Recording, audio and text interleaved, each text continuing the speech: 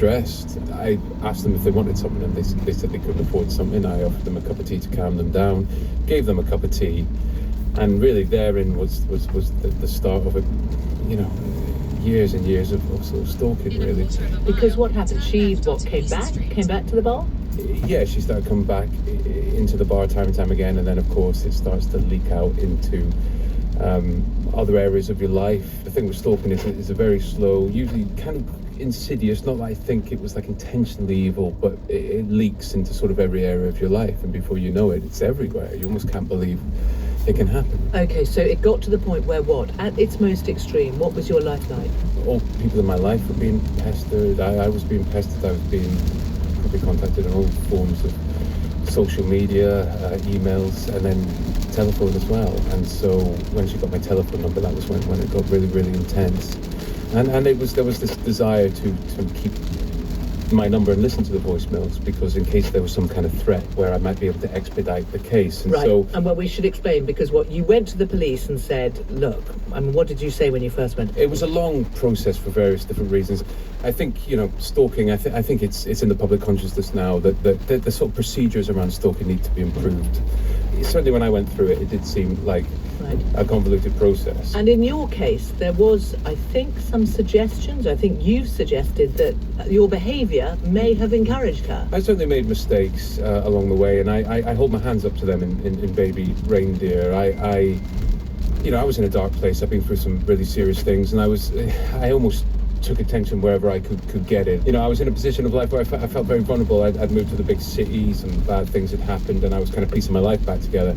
And of course, I didn't see the danger that was to come. I did see someone who was just kind of at the end of the bar, and I sort of enjoyed them, enjoyed their company, enjoyed the way they saw me, and I indulged it. And boy, did it kind of come back to haunt me. It's now a Netflix show, as we're discussing. Yeah. It was a show that you did, a one-man show at Edinburgh Fringe, again, very successfully. Yeah. You are reliving it all the time. Yeah. I mean, what is that like? It's exhausting and it's cathartic. I mean, I tried everything. I went through some pretty bad things in my 20s, and I tried sort of everything at the time. I've almost completed therapy, all the different kinds, but there was nothing that gave the kind of release, or the emotional release, even the self-understanding, the writing it down, putting it into art or live shows or something gave me. It just allowed me to sort of minimize just how weighty these things had become in my life and in myself. And the ability to turn it into comedy. Yeah. I think some people might feel uncomfortable about that. I think the jury's out as to whether the show's a comedy or not. It's funny enough, it is. There's been a few sort of outlets who have reported it as comedy, and I'm always like, really? I think there's funny moments in the show, because I think there's funny moments in every situation. To me, the dark always exists with the light always exists with the dark. It's why I can never really get on board with just pure comedy shows or just pure drama shows. I always like that sweet spot of comedy drama, because that's what I believe life is. I wouldn't say Baby Reindeer is a comedy. I would say, I think, some people have described it as the most disturbing TV show of the year or something like that. I don't know whether it's that either, but I wouldn't say it's comedy. And if it is comedy, it's not making light of the person, the situation. I think it's quite respectful, actually, in that respect. So it's apparent. Well, I was about to say apparent success. It's early days, but it's clearly been hugely successful. Yeah, it's pretty crazy. I almost can't believe the response. It's like number one in, I think it's top 10 in like 60 countries around the globe now. It's number one in the US and here. I think it's the 7th most watched Netflix show at the moment or something. So Not yeah. that you have all these stats at your fingertips. Well, I mean, it's just crazy. Your phone's blowing up all the time. People saying certain things.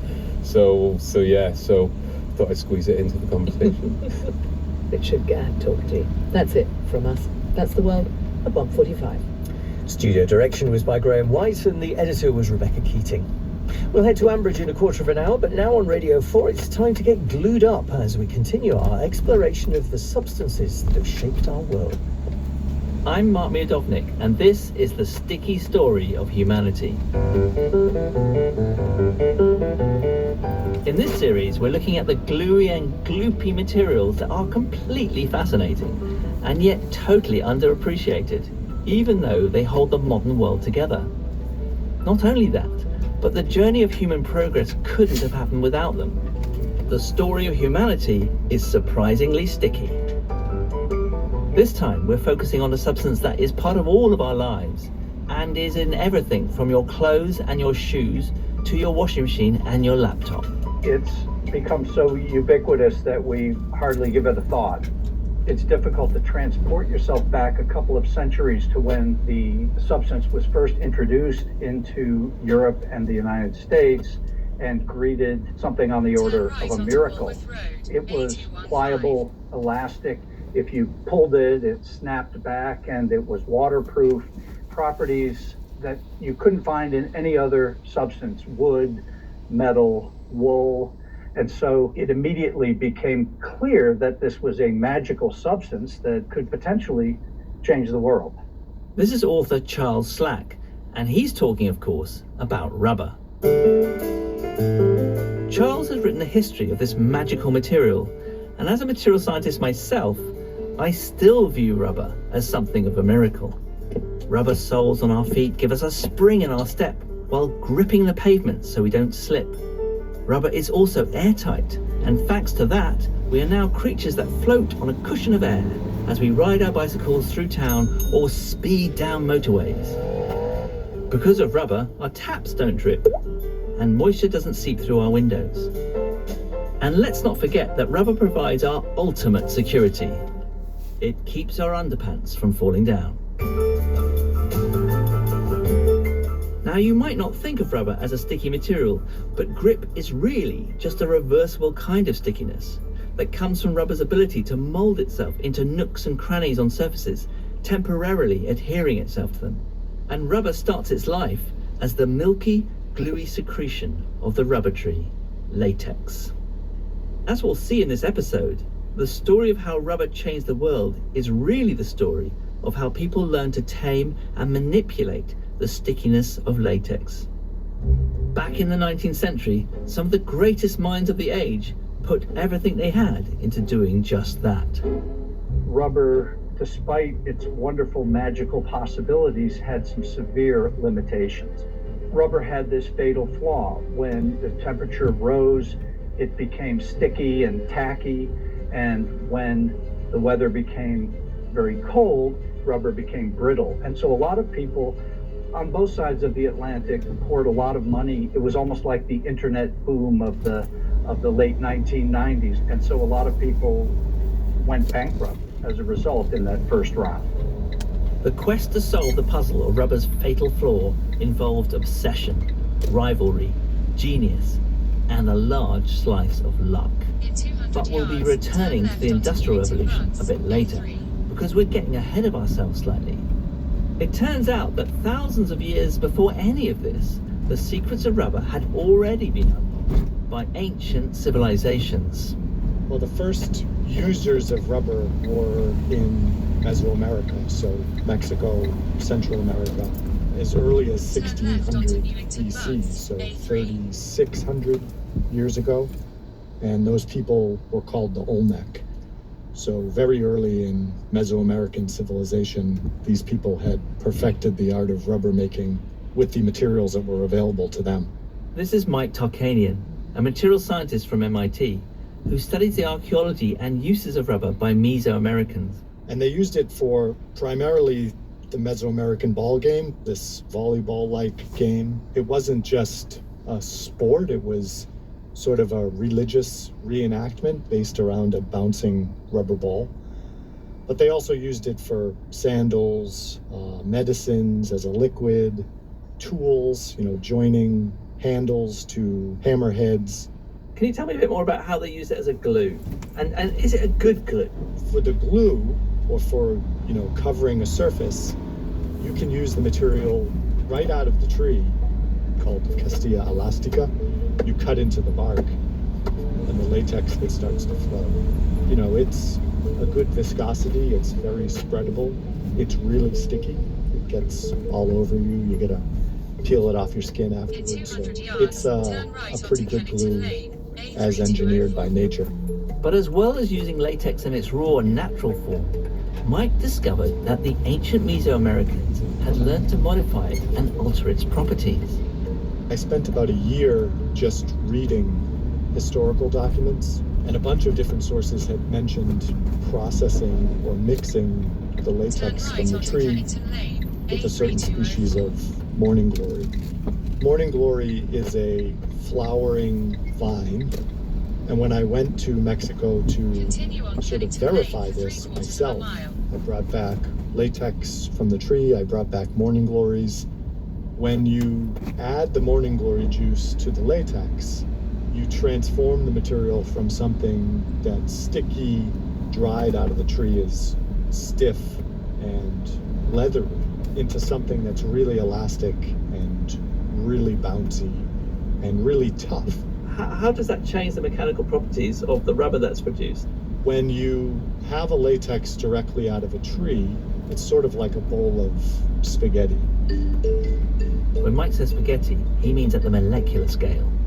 Latex is made of many long-chain carbon molecules, all tangled together like spaghetti. So if you grab one piece of spaghetti, you can pull that one piece of pasta right out of the bowl, and it's not connected to anything else. If you could somehow connect all those pieces of spaghetti together, then you have a network, and if you pull on that one piece, it's connected to another piece and another piece and another piece, and you can imagine then how that would be a more elastic configuration than if you were just going to pull one piece of spaghetti out. So the morning glory also allows latex to create connections, they're called crosslinks, that enhances the mechanical properties or makes this material transform from something that's sticky to something that's rubbery. Mike found in his experiments that by adding different amounts of morning glory juice to latex, he could tweak just how elastic the resulting rubber becomes. In this way, the ancient Mesoamericans invented the stretchy rubber band to bind stuff together, created the bouncing ball for their ceremonial games, and made hard-wearing rubber sandals to protect their feet. Fast forward a few thousand years, and when colonizers arrived from Spain, they encountered this bouncy elastic material for the first time and couldn't believe their eyes. It really was like nothing else they'd seen before. Even so, to them, this stretchy material was just a curiosity. They took it home with them, but they couldn't yet see how it might fit into European technology. But that started to change in the 1700s, which is, incidentally, when rubber got its name. So rubber was actually given its name by an 18th century scientist and philosopher named Joseph Priestley, who, when experimenting with rubber, noticed how useful it was for erasing pencil marks from paper. Here's author Charles Slack again. And from that rather prosaic discovery came the name rubber, a term that we still use. Yeah, rubbing out is that's a property of this material that we sort of take for granted, isn't it? But pencils on paper, you couldn't get the graphite off the paper in any other way, and suddenly there's material that will stick to the graphite and suck it off the paper. And then what happened next? So I guess everyone started to just pile in and find other uses. So it began to be used in a wide number of ways for people who wanted something that was elastic and waterproof. Rain hats, raincoats. Charles Mackintosh, he was a Scottish chemist, invented a process for putting layers of treated rubber between layers of cloth and developed the Mackintosh raincoat. But rubber garments like the Mackintosh coat still had some major flaws. They became brittle in freezing temperatures and smelly and sticky in the heat. One man would eventually solve these problems and unlock rubber's vast potential. His name was Charles Goodyear, and his road to success was long, hard, and often dangerous. He became fascinated, and he went on a multi-year quest at great loss to himself and in and out of debtor's prison and years and years of suffering, but he remained steadfast. He experimented with magnesia, lime, different substances. He almost killed himself by inhaling a cloud of nitric acid gas. For Goodyear, rubber became a total obsession. He was convinced that if he could only figure out how to control this material, its uses would be limitless. He published this book that has thousands and thousands and thousands of uses for rubber. I've got the book right here. Horse collars, travel bags. He made furniture out of rubber. When he completed his book, he had the first several copies of it made out of rubber pages. And so that to me is like a sterling example of his whimsy and his curiosity, but also what made him so bad at business. But eventually, Goodyear's fixation with rubber paid off, and one day, quite by accident, he made a breakthrough. He began experimenting with sulfur. As the story goes, in 1839, he had mixed rubber and sulfur, and it came somehow in contact with a hot stove. And when he came back to look at it later, the rubber had been transformed. It was hardened, but it was still flexible. It was impervious to the effects of heat and cold. And this was his eureka moment. Nobody had really thought about applying heat as a solution to rubber because heat was rubber's great enemy. But in combination with sulfur, that proved to be the magic answer. But this magic answer had, in a way, been found millennia before. Remember those ancient Mesoamericans adding morning glory to their liquid latex? Well, the juice of that plant contains sulfur. Armed with his discovery, Charles Goodyear began to develop a way of processing rubber known as vulcanization.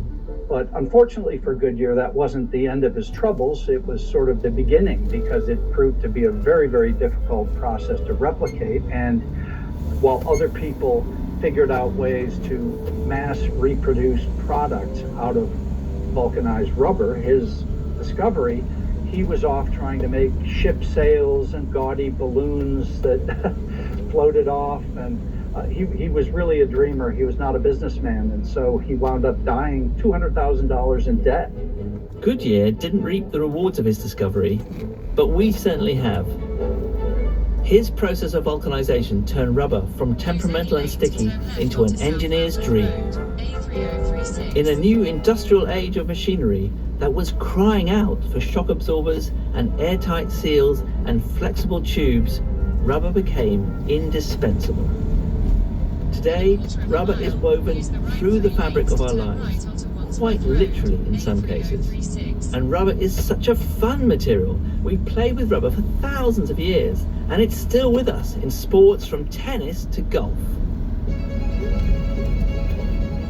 But while rubber balls can launch themselves up towards the sky, it's thanks to another kind of sticky material that humanity is able to stay up there and not come down, to fly. And that's what we'll be exploring next time. Glued Up, the sticky story of humanity, was presented by Mark Miodownik and produced by Anand Jagatir. It was a BBC audio production, and you can find the whole series on BBC Sounds. We'll head to Ambridge after the news, and then we've the first of 4 seasonal dramas which follow life on a wetlands nature reserve in Norfolk over 1 year. Song of the Reed is at 2:15. This is a severe weather warning. Hello, I'm Milton Jones, and you need to know that there's a new series of Thanks a Lot, Milton Jones. It'll be the usual, I'll be tunnelling my way into prison. I'll be walking from Land's End to John O'Grady. It's just someone I know in Penzance. And I'll be one of those chefs who shouts and swears a lot until I discover oven gloves. So best to stay inside and wait for further episodes of the new series of Thanks a Lot, Milton Jones. Tuesday evening, 6:30 comedy on Radio 4 and BBC Sounds. In a quarter of a mile, use the left 2 lanes to turn left onto Grosvenor Road, A3212. BBC News at 2 o'clock. The Education Secretary has said that a High Court ruling that a school's ban on prayer rituals is lawful should give head teachers confidence in making decisions for their pupils. Gillian Keegan's comments came after a Muslim student lost her challenge to the ban at the secular Michaela Community School in Brent. The school's head teacher had argued that allowing prayers risked undermining inclusion. Imam Ajmal Masroor from Southgate Mosque in North London is disappointed by the ruling.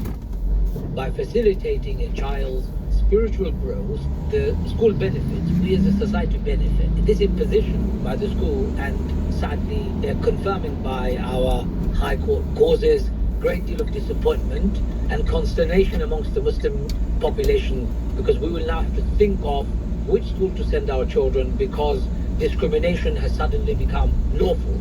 Official figures suggest the jobs market is beginning to cool. The unemployment rate increased to 4.2% between December and February. That's the highest rate for 6 months. MPs have begun debating legislation that would mean anyone born in 2009 or later would never be able to buy cigarettes legally in England. The proposal is opposed by some Conservative MPs, but it's almost certain to become law as it has the backing of Labour. The organisers of a national conservatism conference in Brussels have been ordered to shut down the event. Attendees included Nigel Farage and the former Home Secretary Suella Braverman. The local mayor expressed concerns about public safety. One of Denmark's most historic buildings, the old stock exchange in Copenhagen, has been badly damaged by fire. Everyone was able to leave the 17th century landmark safely. Some historic paintings were rescued. BBC News. The afternoon ahead here on Radio 4 takes us to a Norfolk nature reserve in our drama in 15 minutes. A chat with random strangers around the world in Don't Log Off at 3. And later, the ups and downs of life in the band Dr. Feelgood in Split Ends at 4 o'clock. But first, it's the Archers. You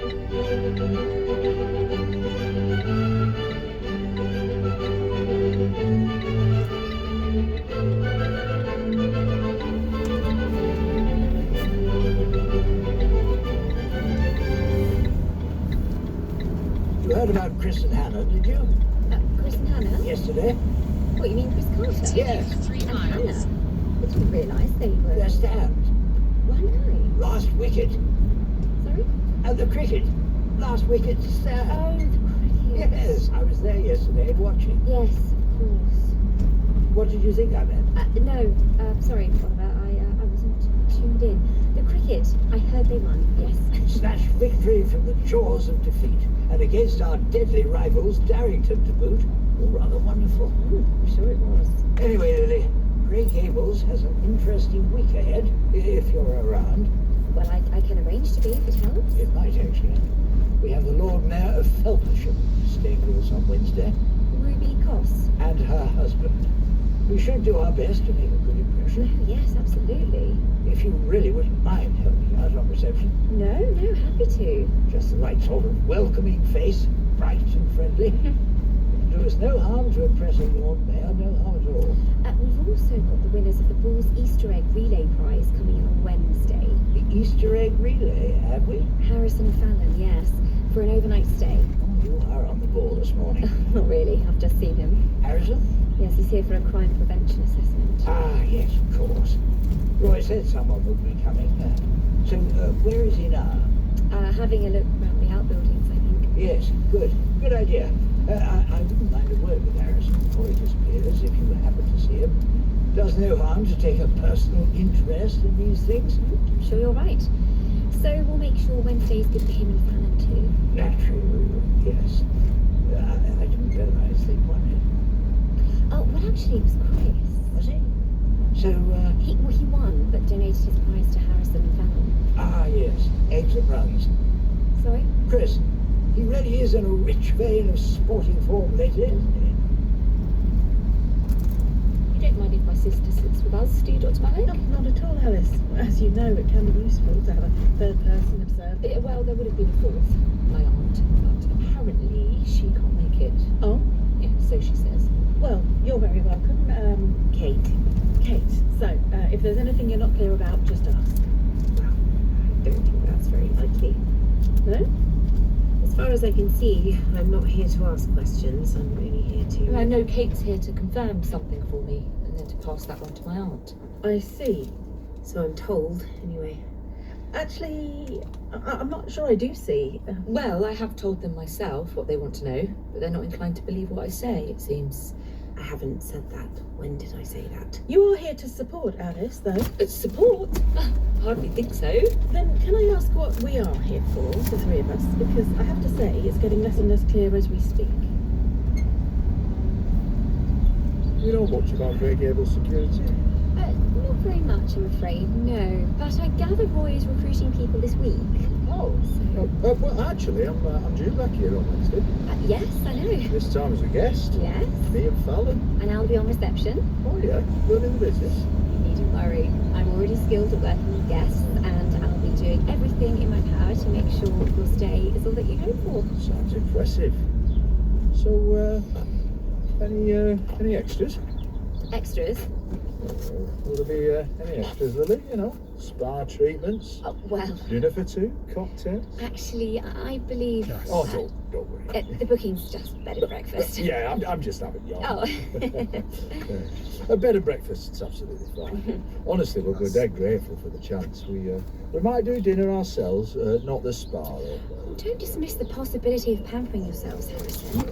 We do offer a varied range of rejuvenating treatments. At varied prices. To suit a range of budgets, yes. Well, I noticed. You seen what they're asking for a body scrub, have you?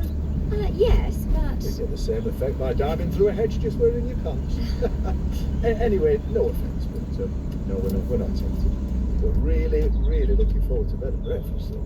Well, I'm sure you'll have a memorable stay. Me too. And if we do, I could maybe put a little more business your way. Oh, yes? Yeah. Well, we've got the police ball coming up later in the year, and they've asked me to suss the new facilities out, see what's changed here since the refurb.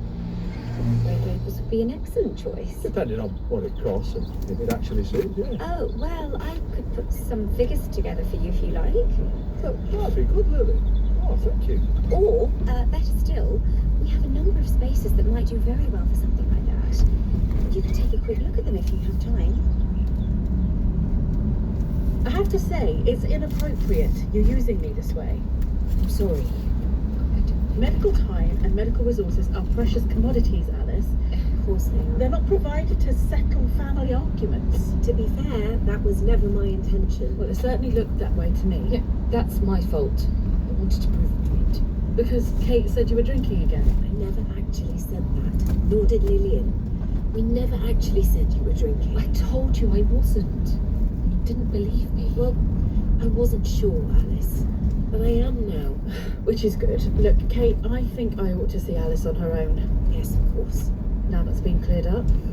I think so too. I'm sorry, Kate. Right. Dragging you here. No, it's all right. You're okay. And that's all we ever wanted to know. I'll be in the waiting room when you're ready.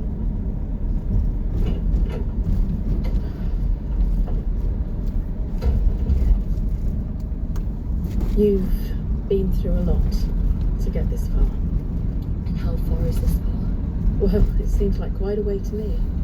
To me, it feels like one long road where nothing ever changes. Same bit of road, same as yesterday, the day before. Everything looks the same. Look, it's a struggle.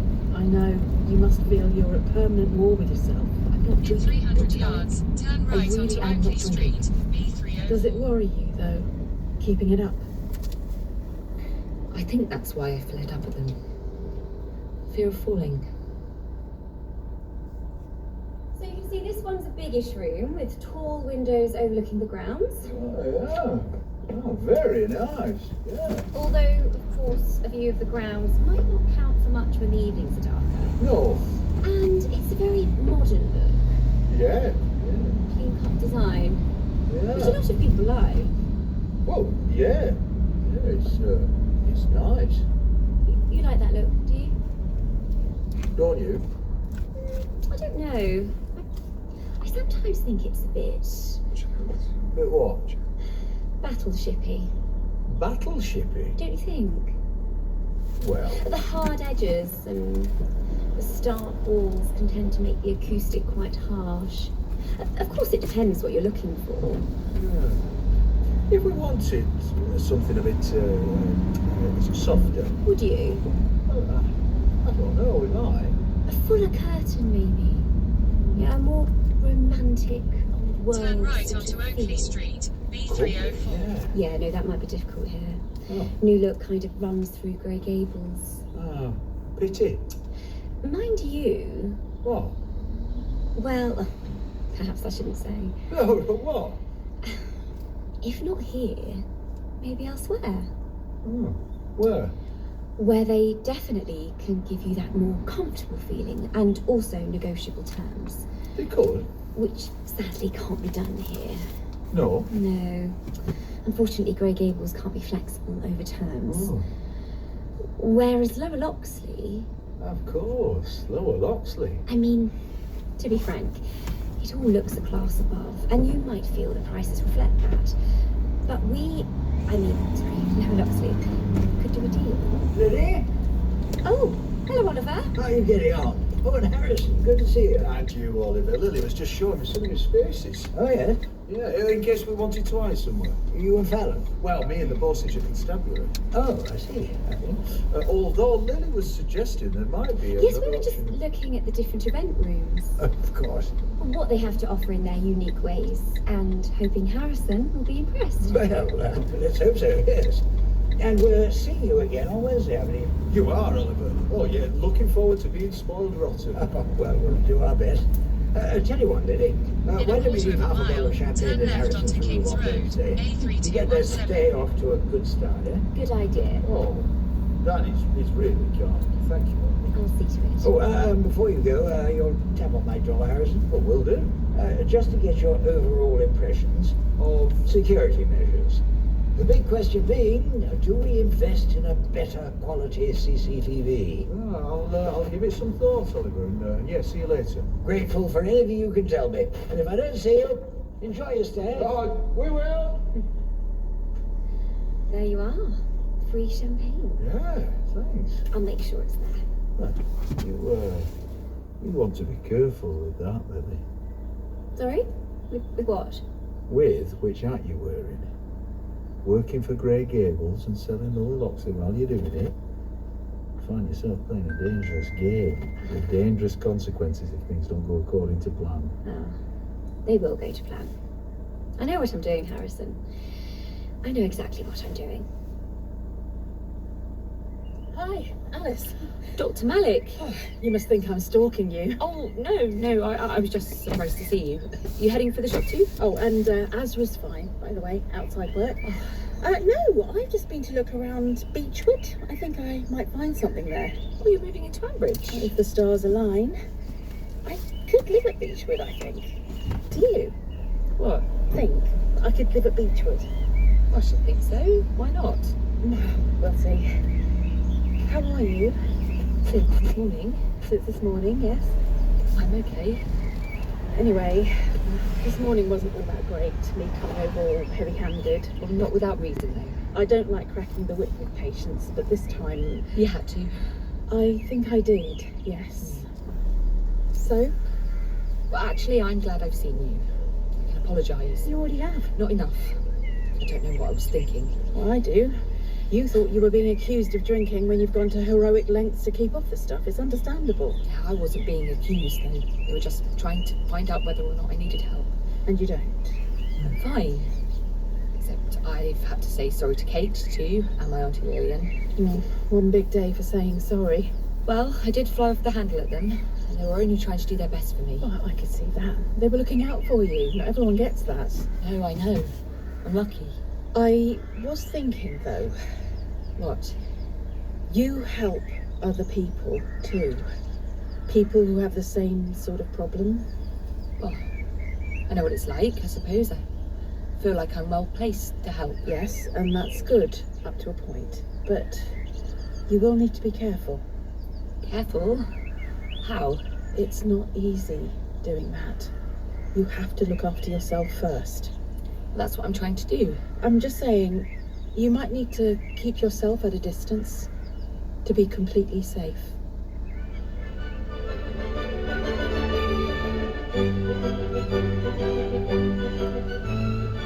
Alice struggles to keep a promise when we're back in Ambridge just after 7.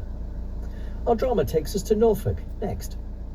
On BBC iPlayer. So we just want to get to the port, get on one of the ferries. This is probably the biggest moment of the race so far. Get our tickets now. Pressure. Here we go. We've beat them. Come on. This is it!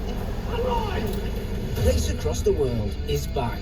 I don't want to go home. I want more of this. 5 intrepid duos travel from Japan to Indonesia. I know it's going to be hard. I don't want it to be easy. With no phones, bank cards, or directions. Mum, they're behind us. Run!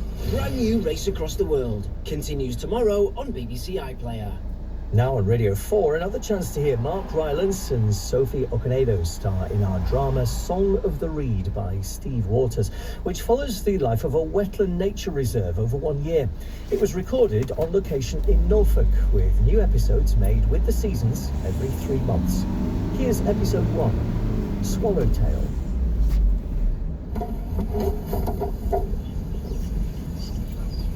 Take the next left onto Kings Road, A3217.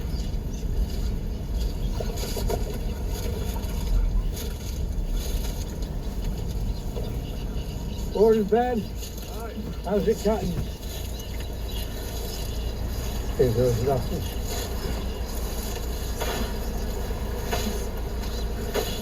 Bitten booth. Cuckoo crew. Beetle plop. Eel slip. Pike strike. Snipe skip. Swallow swoop. Rush hush. Sedge swish. Reed sing.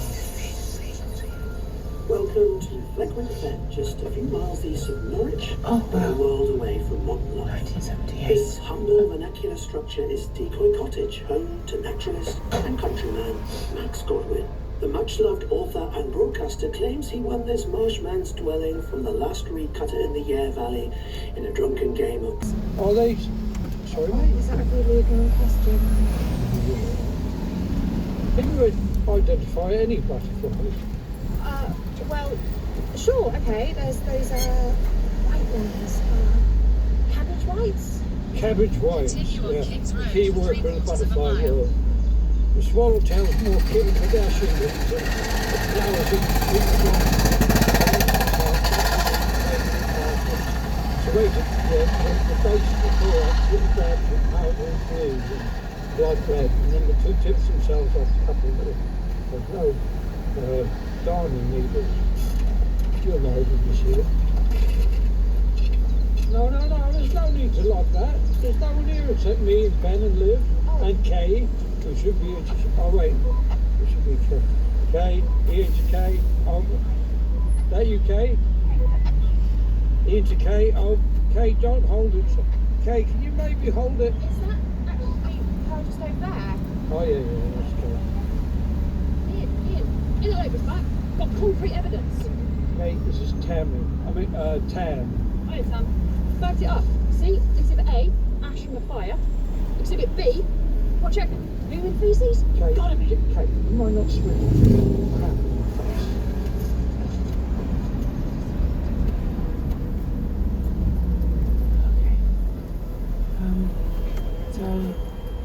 So Michaela, the signal's not great, and if I seem to stray, it's because there's a humongous hornet blundering around. Mini cruise missile, into its name.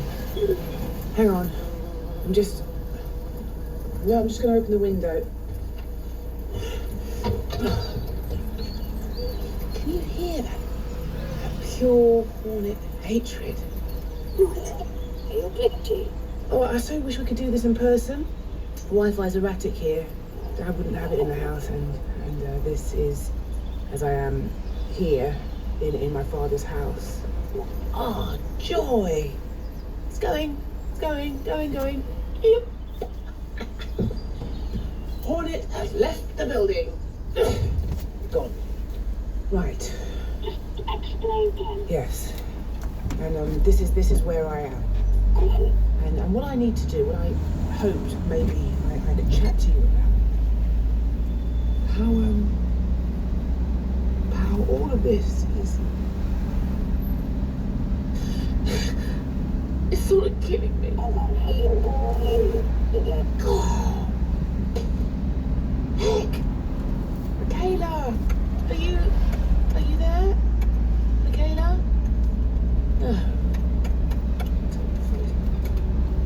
And don't think I'm going to pay for this session, Michaela. What? Yes. Hello? Ian. I don't mean to disturb, but what's going on? It's fine. This is your workplace after all.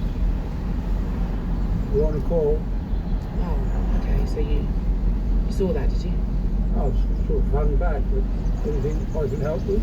Yeah, you can smoke out that hornet's nest like I asked you. Lovely structure, that. All pulp and spit. Leave the hornets alone, they'll leave you alone. Actually, they've been singling me out for harassment. In 200 yards, turn right onto One Gunton say I'm Road, sorry. I know I'm late A308. and I'll be within 5 minutes, okay? Lovely job. I'll head over to Smith's Dyke. Right, you do that.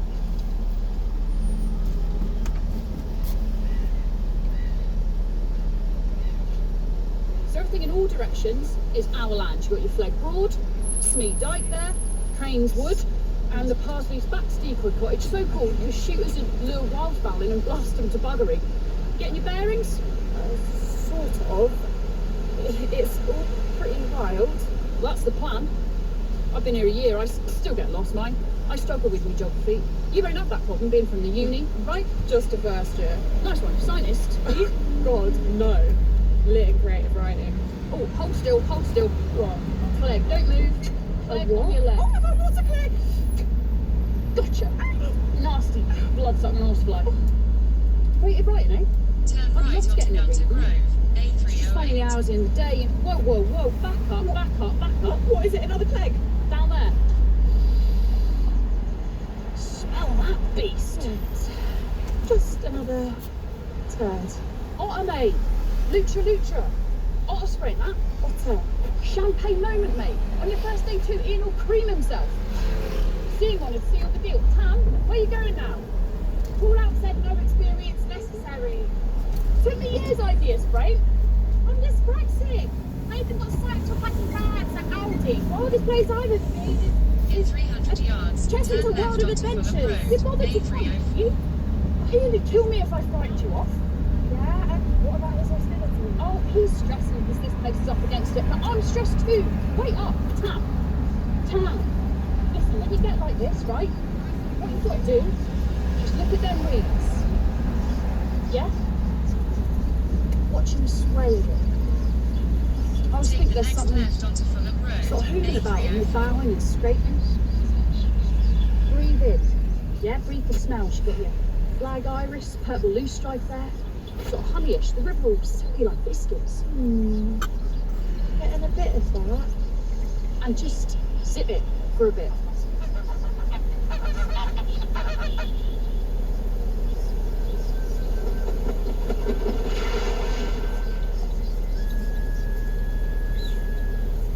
So, you know, like otters. Mm-hmm. I mean, like they're what? Whiskery, greasy, a bit ratty. Bang on. And breathe. But they're hard to see. Otters. Continue Come on every day, Fulham not Road too for much. half a mile. Okay. And breathe, yeah? So that's not an otter right there. Yes. There she goes. Lutra, flipping Lutra! You're a natural born naturalist, girl. I mean, every rain to round 11. I think we should cancel. It's too late to do that. Right, you're the boss. I'm absolutely not, but today's a godsend chance to showcase the Fen and to mark his passing, okay? When that Swallowtail's here before Max? Hey? No, I lost him when they stopped cutlery after the First War. When I come here, the place was on the verge of dying. Oh, what was that, 78? 79. I was assistant gamekeeper at Bumpers, 15-year-old little Lloyd. I was 4 when I first saw one. You were with me. Yeah, he always got me to look out for you. Bit my head off time. I fished you out of the broad. You leading after some whirligig beetle. Well, maybe he should have taken more care of me himself. Yeah, well, after your mum passed, Mr. Goggins, Why don't you just call him Max? Goodness. Marsh Aaron, female. You see, of the broad. Oh, that's easy. Oh, the bishop. So, Nikki Lint from Wildscapes is coming. She's a really big hitter in conservation. Sent me a lovely positive email, you know. How Flegrit was the jewel of the year. Jewel of the year? They bloody set foot here. Look, she's setting foot today, so we all need to put on our Sunday best and give off our most fragrant pheromones, okay? Yeah, Mr. Godwin, he had that lot stammer. Max, he's not your master. This isn't Downton Abbey, and Flegrit has literally no future in my hands, right? Olivia, can we do this later? He is gone, Ian, and the only reason I'm here is to sort out the mess he left behind.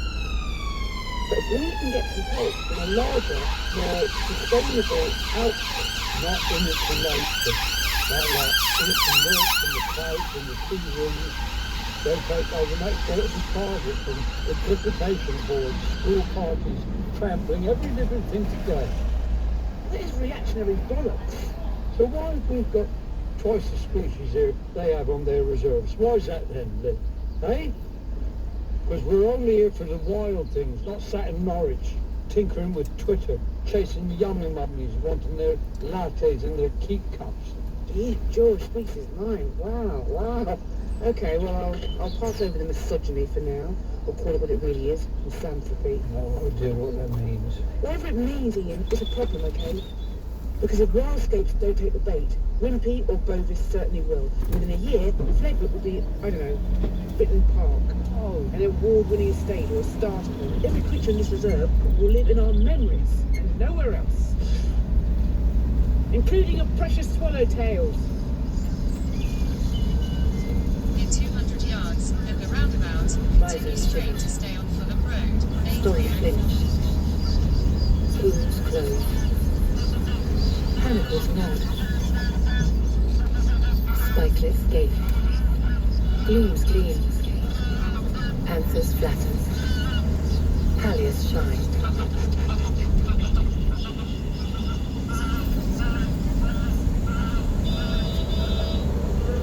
In a quarter of a mile, turn right onto Clonmel Road. That's 6 foot in old money. Back up and down the track, the tractor can't get through. Did we promise a multi-storey car park? We ain't centre parks. Now, people, you need to be splitting yourselves into two groups. Tam, lead this lot down Sandy Bank Dyke, and I'll take the rest of the Sledge Marsh route. Okay. I don't even know what I'm doing. This party from here to here, you follow lovely Tam here, our young expert from the Uni of East Anglia.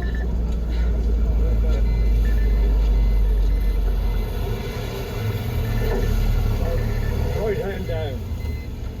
Right hand down. Back her up. Onto the bird. Onto the bird.